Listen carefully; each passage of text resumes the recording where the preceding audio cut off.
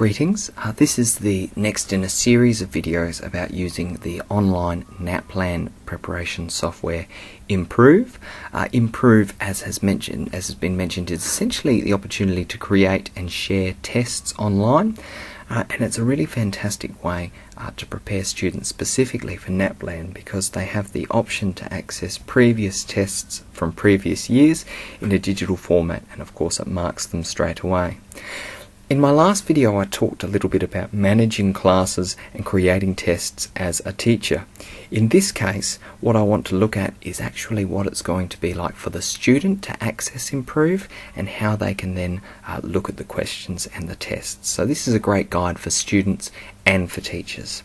So I'm at the Improve screen, and in order to get here all I needed to do was type in www.improve.edu.au. If people had been using Scootle earlier, there is also a tab that they can use up on the very top which says Improve. Once you're here, the first thing that your student will do is log in. So if they click up in the top corner here, it'll ask how they want to log in, and of course in this case we're looking to log in as a student. Now, in this case, all we need to do is click on this button to take a test or join a class, and in order to be able to take our test we need to first join the class. So it's really important that we show that to our students, because if they put in the wrong code it won't work for them. So I'm clicking join a class.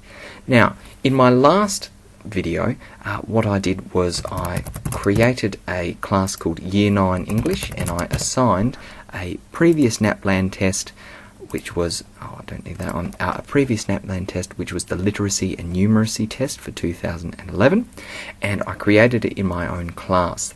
That class gave me a unique code which if you look at the previous video you can see written down, but of course I have the code written next to me just on a post-it, so I'm just going to put in the key letters here, which is Q, T, D, R, J, W, and of course your code will be different depending on your class and your students, but once I click join class you'll notice that it will take me through to the next section.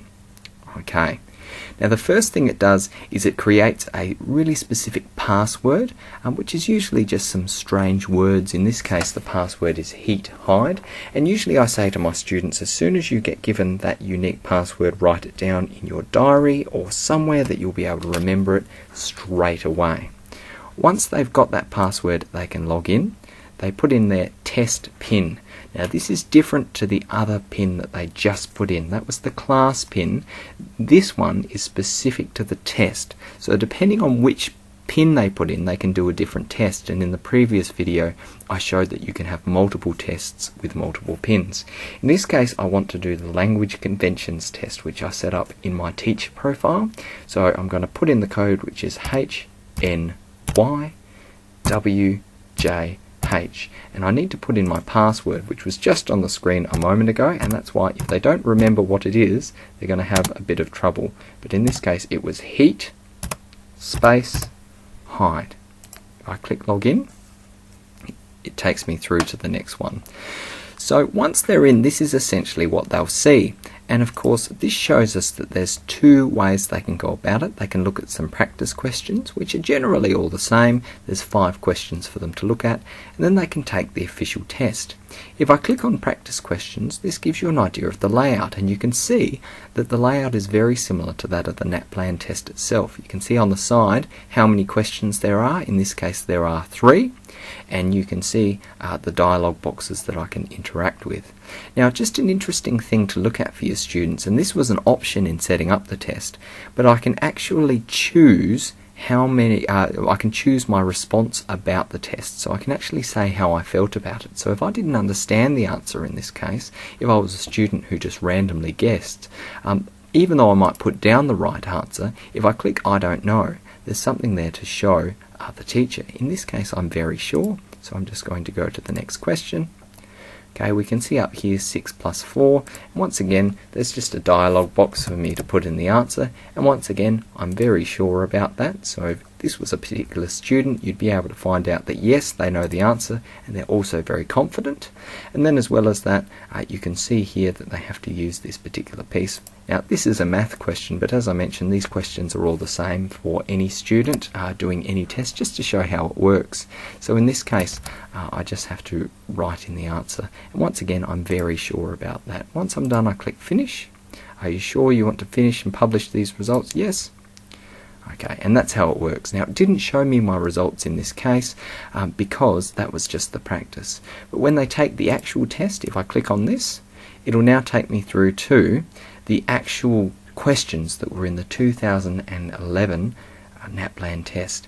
And of course, it says up the top here, this is attempt 1. I can save the test. I don't have to do it all the time, all at one time. I can finish the test whenever I want, and of course it's got those same dialog boxes. So this is a really great way for students to go through their test and to actually practice some of these different skills. As we mentioned, sometimes they might get the answer right, but they might say, oh, I'm guessing that that's right, or I'm somewhat sure, but I'm not definite, before they go on to the next question. It doesn't tell them whether they were right or wrong straight away. It gives them a score at the end of the 55 questions. But again, it's just a really good way for the teacher to actually monitor their confidence levels as they progress. And like I said, the layout is very similar to that of the actual NAPLAN test, so it really creates a great sense of comfort. Like I mentioned on my other video, you can create a series of tests, so you might give them 4 or 5 different codes, and of course once they've finished the tests, so in this case if I say yes, I would like to finish that test, of course it's not going to give me a great result. It's told me that I got one question right and every other question was wrong because I didn't actually answer them, which is a bit of a shame, I suppose. But I can continue through to this, and it gives me essentially, you've completed one attempt of the test. It gives me some activities that can actually improve the quality of my learning. But if I return to the home page, I can then take another test. Okay, so I can join that same class and take it. Once I've got that password, sorry, I don't need to do that, but I can now put in a test for maybe the reading test or anything like that, and then I can put in that same heat hide password and it'll still send my information to the same teacher. So there's some really great skills and tools that you can use there, and of course it's much more pleasant for students to use because they can do it from home, they can do it in their own time, but you also get to see some really great information about their progress. So I'd really recommend checking out Improve and actually trying to use it with your students.